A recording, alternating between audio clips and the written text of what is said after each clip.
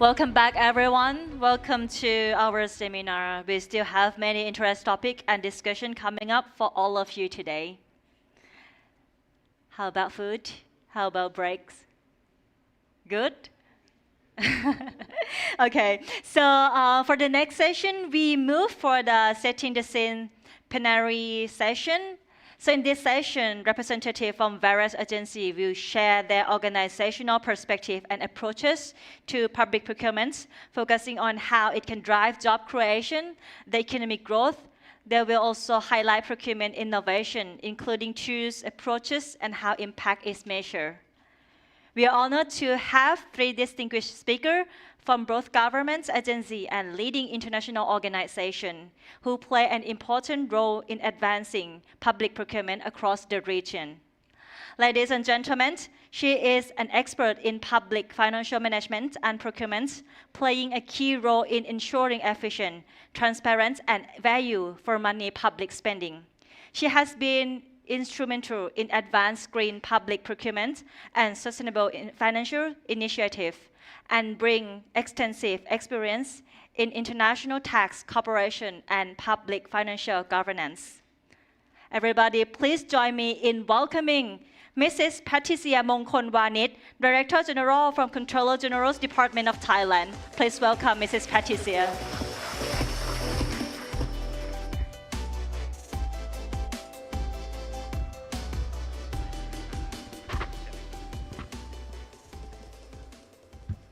Sawadika, welcome to Bangkok once again.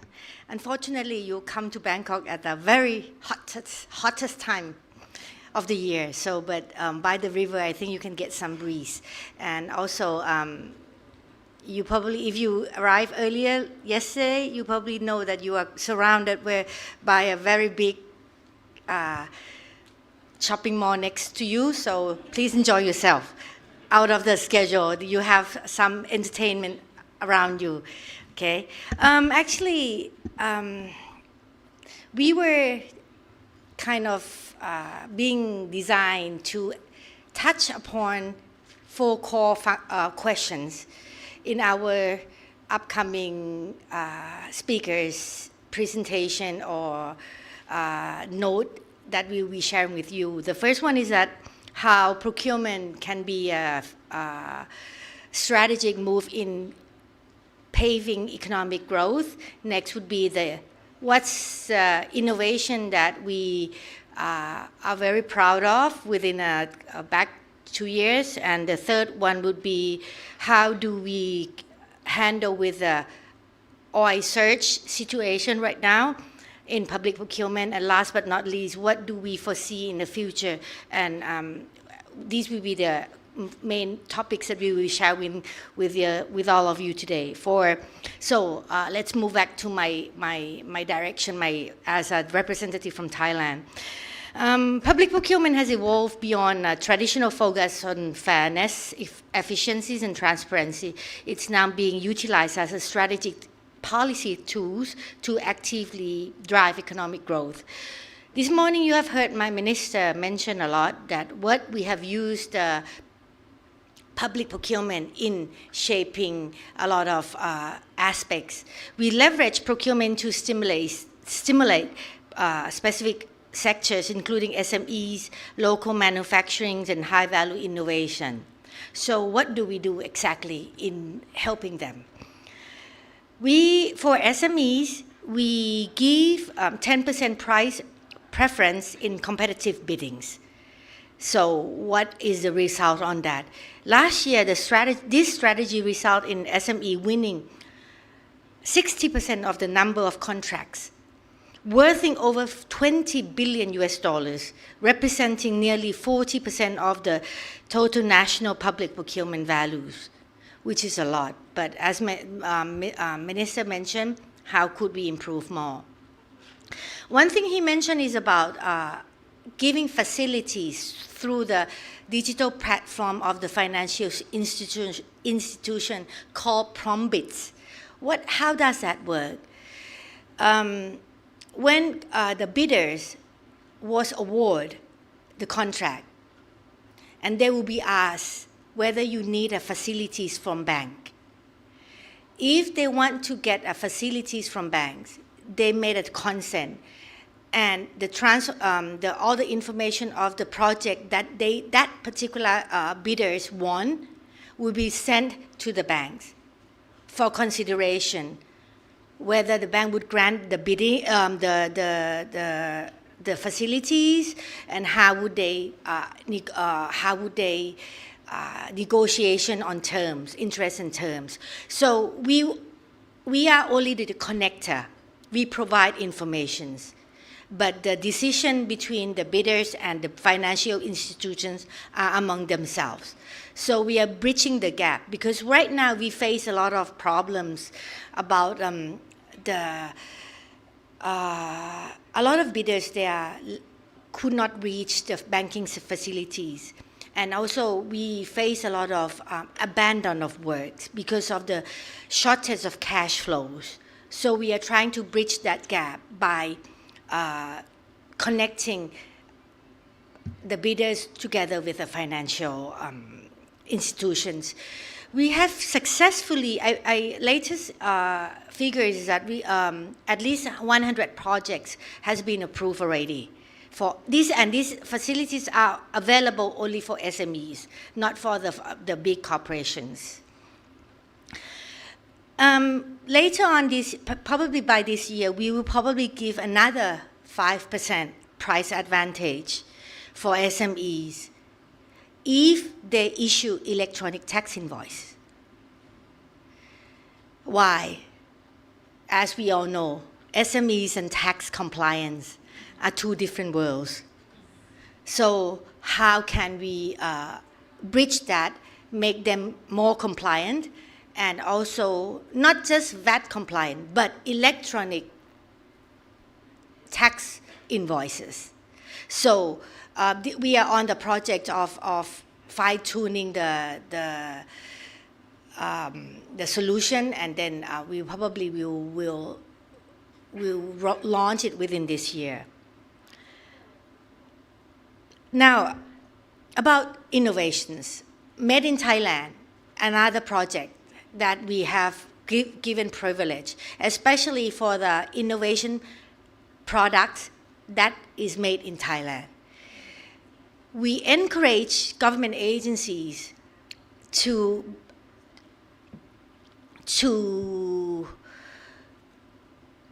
purchase at least 30% of the innovation products that are made in Thailand. But this is not mandatory, but encouraged. So we have seen a lot of spike in innovation product being listed in our pool.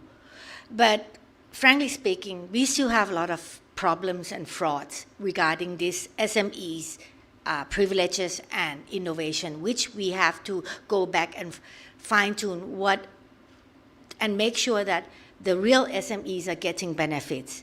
The real innovation products are getting benefits, not just like once and for all and enjoying and using that privilege to win the bidder over the real one that should be getting the benefits. Okay, now, next question would be, what would be my most proud projects or innovations? I've been the DG of CGD for 2 years, I guess, and I would say that the proudest one is to introduce the Green Public Procurement initiatives. Why? Because Thailand commits everywhere that we'll enter the carbon neutrality, net zero emissions.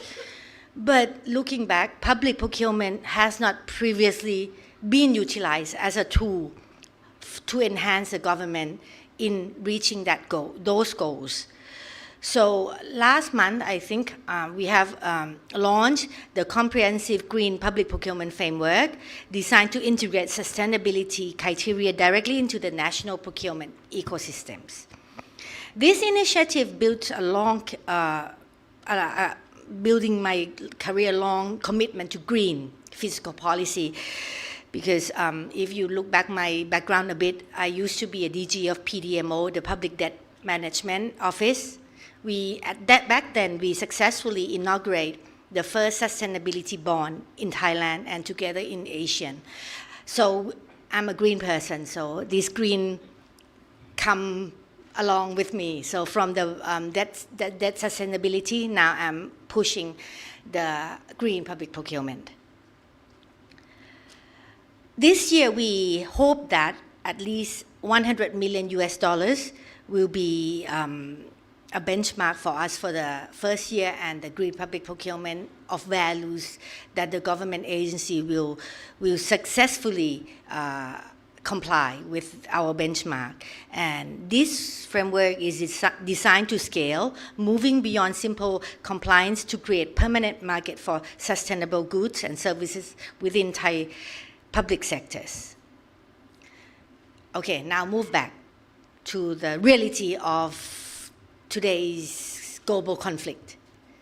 I think we, as a chief of from public procurement agencies, we also have same problem, is that oil price surged dramatically.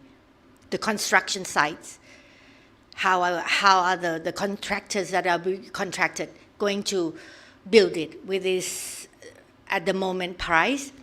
Asphalt price has doubled, how the road will be built, and how the government will help them. Recently, we issued a measure to expand and update the oil price base in calculation for the reference price for construction projects. We haven't touched much of the median oil price in calculating median price of the project. So we fluctuate that, take into the account the actual oil price at the moment, and then make it available for government agencies to use that oil price to reflect current market realities rather than the outdated data.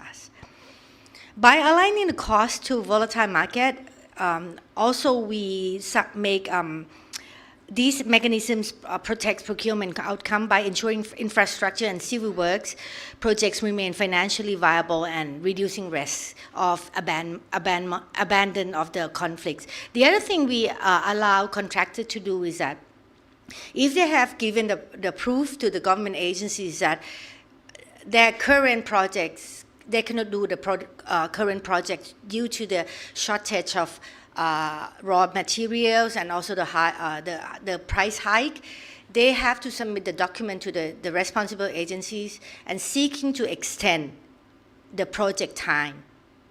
How would they extend the time, and then what's the real reason, and then how do the contract calculate and then forecast that what would be the implication of the differences of the price, and the budget bureau will set aside a budget and then will reimburse to the government agencies and pay back to the contractors. So this is a project that are being utilized and being discussed among government agencies, main contracting government agencies, Bureau of the Budget, and also the CGD, as well as the contractors. What is our commitment? My commitment, as I want to shift the perception of procurement from a high-risk area of corruption to a global benchmark for integrity through radical transparencies.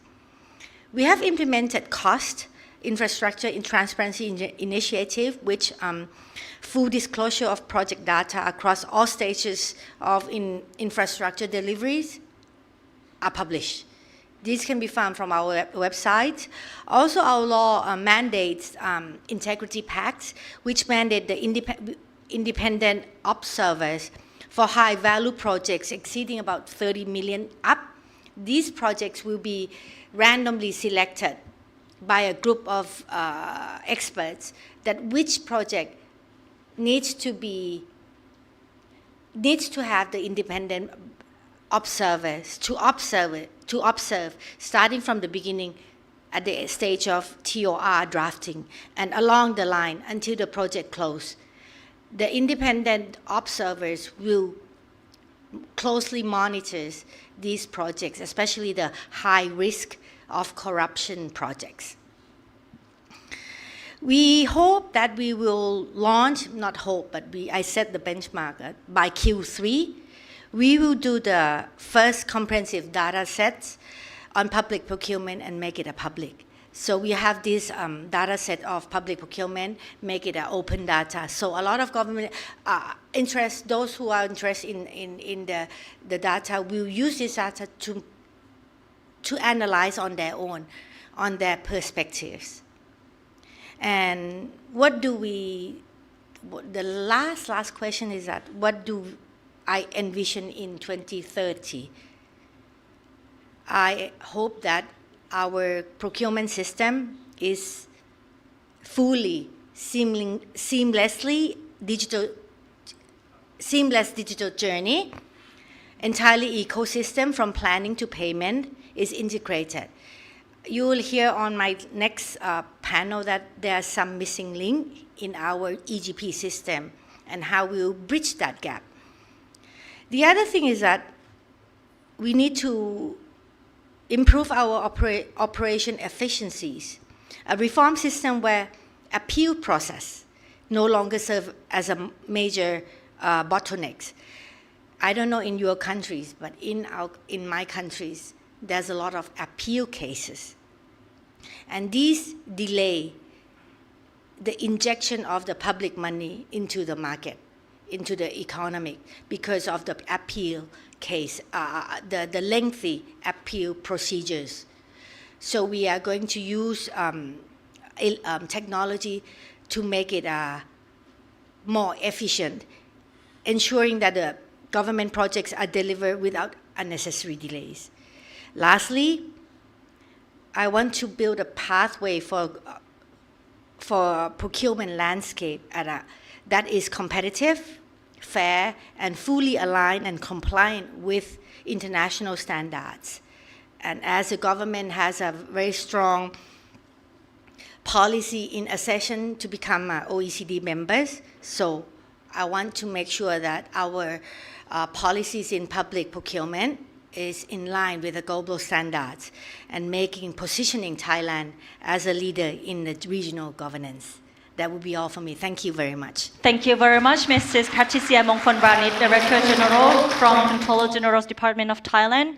Thank you for sharing Thailand's direction and Thailand's perspective from your will. Surely we're trying to enhance our ability to improve our standard of public procurement to reach to the international standard. Next to our speakers, he is an expert in public procurement and public financial management with extensive international experience. He plays a role in leading procurement operation and advancing policy dialogue across the East Asia and Pacific region. He has also been instrumental in promoting innovation, transparency, and efficiency in public procurement system. Ladies and gentlemen, please join me in welcoming Mr. Diomedes Berroa, Regional Procurement Manager from East Asia and the Pacific from World Bank. Please welcome.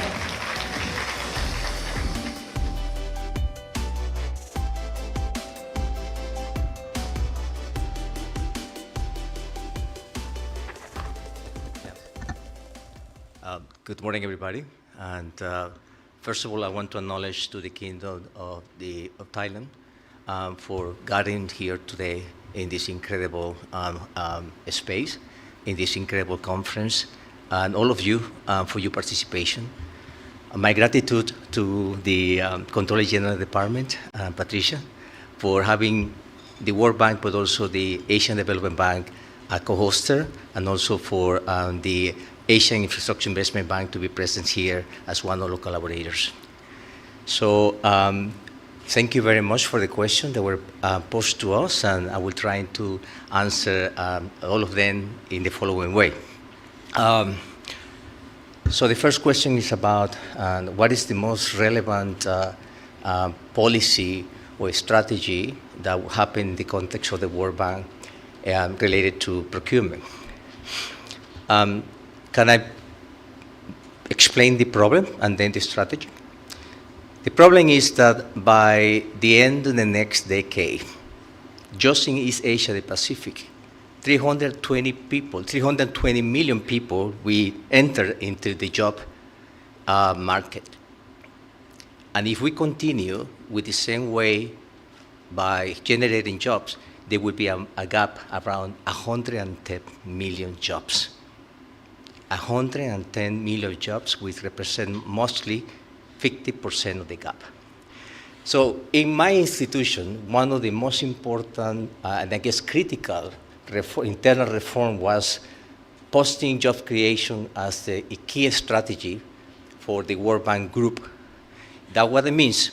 Moving forward in 2025, aspects related to financing, lending, policy dialogue, analytical work, but also private sector mobilization need to respond to that question or to that urgent situation.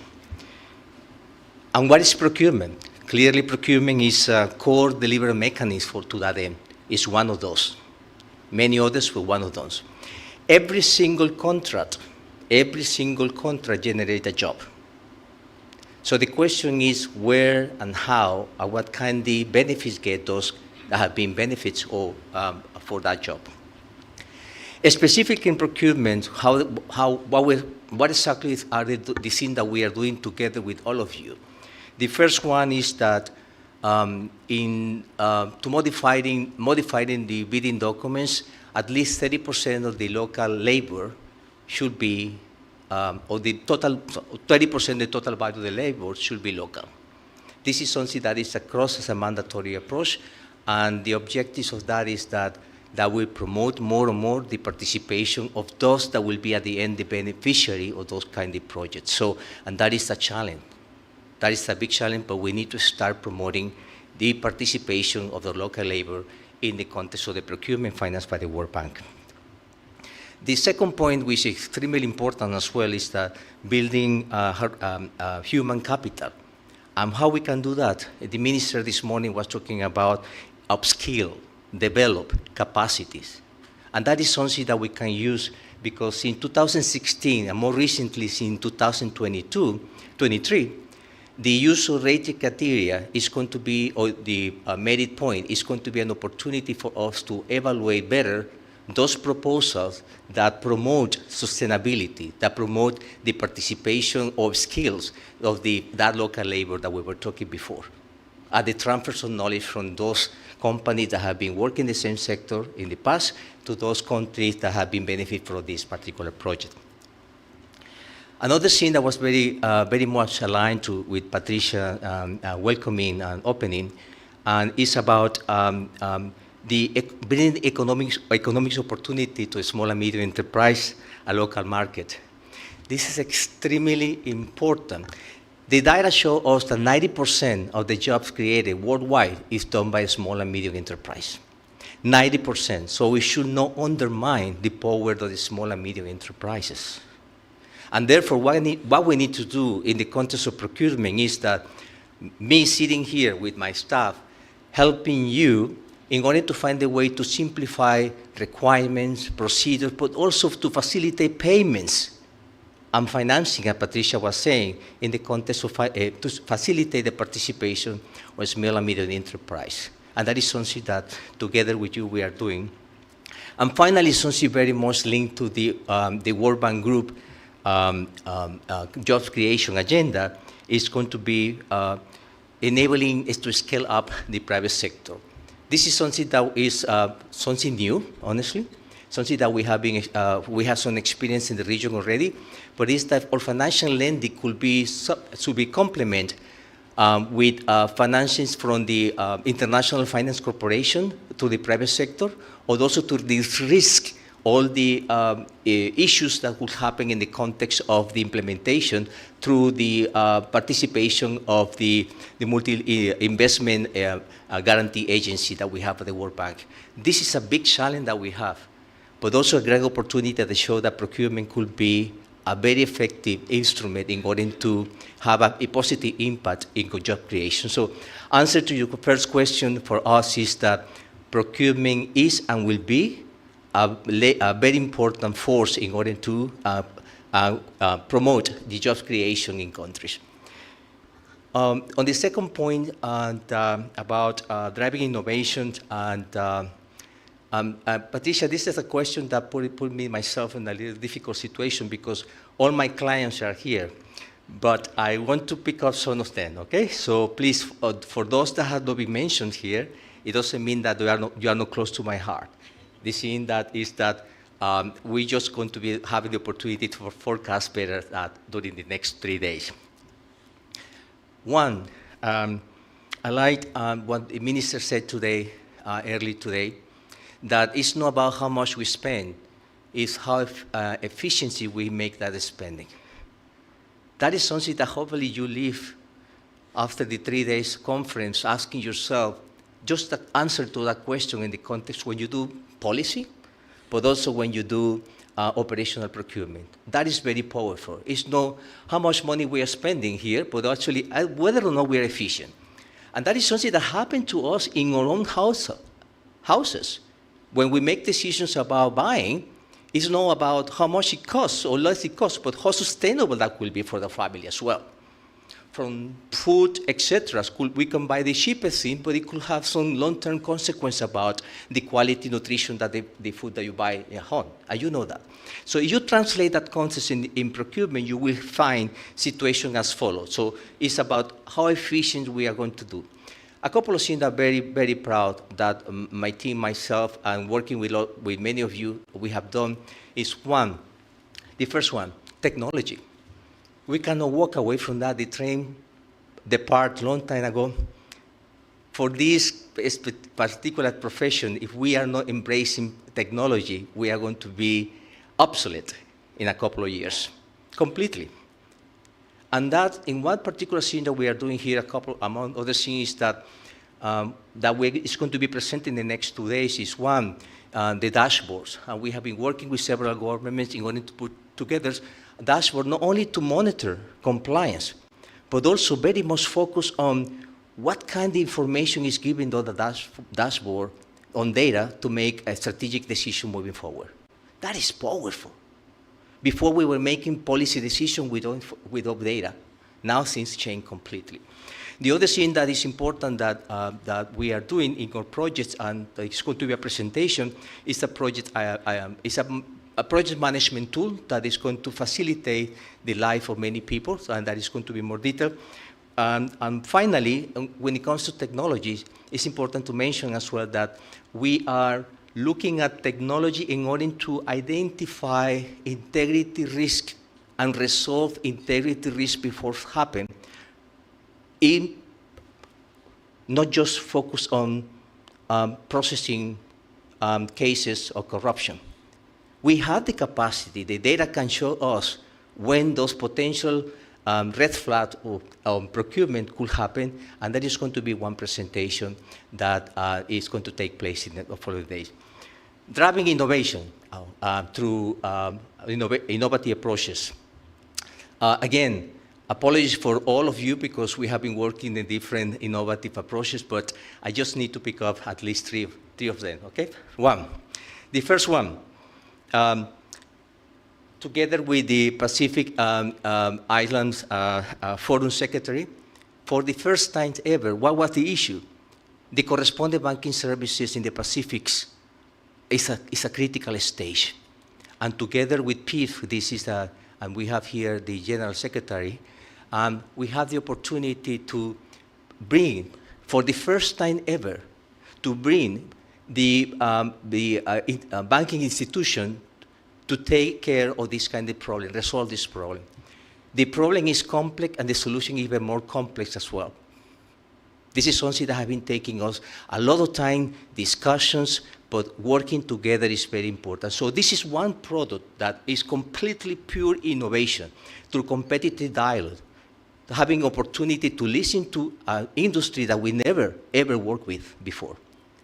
The other one that I just want to illustrate here, which is going to give a better details and information, is a project in Indonesia. It's a health project in Indonesia that basically was targeting to address some equipment gaps across 300,000 community health 95,000 primary health care, and 3,000 hospitals. How can we do that across, I don't remember, but I guess 70,000 islands Indonesia has? 70,000? So I got right that number. So the first one was the procurement of large medical equipment, a procurement that had been failed for ages in the public sector. And we wanted to do was that not only to procure, to get that from the supplier, but making sure that the supplier will transport, install, train people, and make an operation those medical equipment, because this is one of the biggest problems with large medical equipment, MRI, etc., that after have been bought or put in place, it doesn't work. So that responsibility was transferred to the supplier. For the first time ever, and thanks to the participation of the International Finance Corporation, we managed for the first time ever to reach the manufacturers of that particular catalog for the scene that we bought, and you are going to keep our explanation. And details is going to be provided, but we cover the whole country, the 3,000 hospital, and the savings or the estimated cost was 52%. By very well reaching the private sector, by listening to them. It took time, but the outcomes are very important. And finally, just another thing from the innovation close to my home, because you have been here for the last 3 years in Thailand, is that how procurement could be instrumental in order to prepare at least 2 bridges that are going to be connecting and providing some economic opportunities to communities. But one of those bridges are going to be built in a lake where there are species, dolphins, in extinction.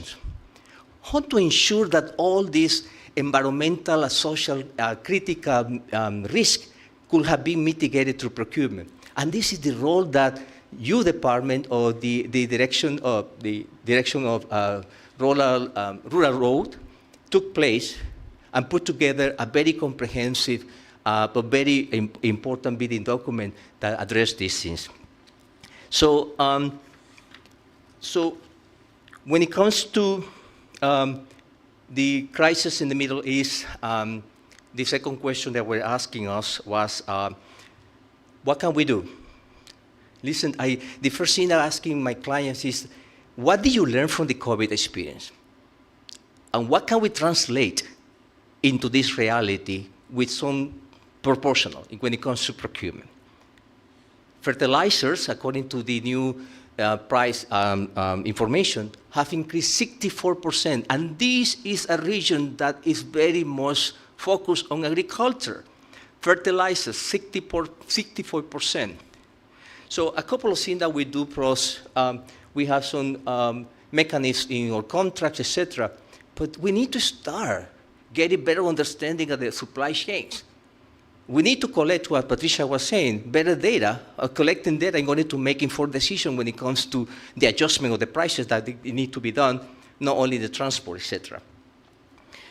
I guess that my time is off, but I just want to finalize by saying that what expecting me for 2030? Okay, my first personal expectation is I cannot continue being in Thailand, unfortunately, which I love this country and this city, and they know that. But by 2030, I will expect to continue working with you in any capacity. But there's a couple of things that if I can share with you, and that will be my Christmas tree when it comes to procurement. One, procurement needs to be a strategic tool. And I hope that in the future, procurement will follow the national strategic plans rather than reacting to just compliance and administrative processes. The second one, digital need to be by default. The power of digital data is going to make our lives not only easy for economy purposes, but also to make the right decisions. Please embrace digital. The third one, value for money. It's not just compliance, come on. We need to start thinking about the real value for money of this equation. Another one is that I hope that we have, and this is something we're working with the government of the Philippines, is a professional but also empowered procurement cadre. Another one is that we understand that we create more competitive markets. There's a lot of market concentration that is not good for procurement at all. But also there will be access, as Patricia was talking about, the small and medium enterprise, but inclusion. Patricia, you are very close to the green procurement and also very close to the gender responsive procurement. So this is something that we need to do more and more. The other one is that integrity risk should be anticipated by using digital tools, not just for sanction those that have been committing some fraud or corruption. And finally, I guess that hopefully that procurement institutions will be resilient and will be adaptable. This is my wishing list, and thank you very much. This is my pleasure to be here. Thank you very much, Mr. Diomedes Berroa, Regional Procurement Manager from East Asia and the Pacific from World Bank. Thank you for sharing your perspective and vision. We are coming to our final speaker for this session. He is an expert fiduciary governance and public procurement with extensive international experience. He has over 2 decades of experience with the World Bank across multiple regions and currently play a key role in financial management and procurement governance. He also brings expertise in data analysis, sustainable procurement, and infrastructure project management. Without further ado, I would like to invite Mr. Kofi Awanyo, Manager of Fiduciary Governance from Asian Infrastructure Investment Bank. Mr. Kofi, please welcome.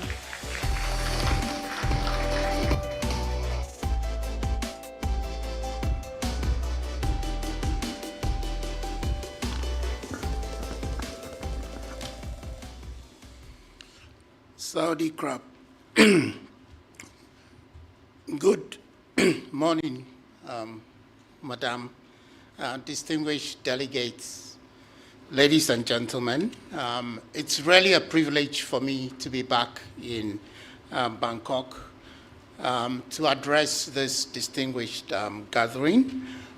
Infrastructure today is not only about building assets, it's about building resilience, trust, and sustainable economic opportunity for future generations. In that context, the theme of this conference really resonates with the AIIB. AIIB's mission is very clear: financing infrastructure for tomorrow in Asia and beyond, with sustainability at its core. So when I look at the theme of this conference, it fits exactly into what AIIB does. AIIB started operations in 2016 with 9 operations worth $1.7 billion. Today, AIIB has grown into a truly global institution with 111 members and more than 350 projects worth approximately $70 billion across 40 economies. We work closely with our members and partners to mobilize private capital and invest in infrastructure that is green, technology-enabled, and strengthens regional connectivity. These values guide everything we do at AIIB: to be lean, to be clean, and to be green. For us, climate change is real. Collaboration is fundamental to our operating model. So if you look at our procurement spend, over 55% is actually through co-financing with the MDBs that are in this room, with the World Bank, with the Asian Development Bank, with EBRD, with the Islamic Development Bank. So 55% is through co-financing with these institutions, and the recipients use the procurement frameworks of these other MDBs. So we are talking the walk and making harmonization happen on the ground. We are driven by impact, integrity, and innovation. We focus on what is essential, respond decisively to the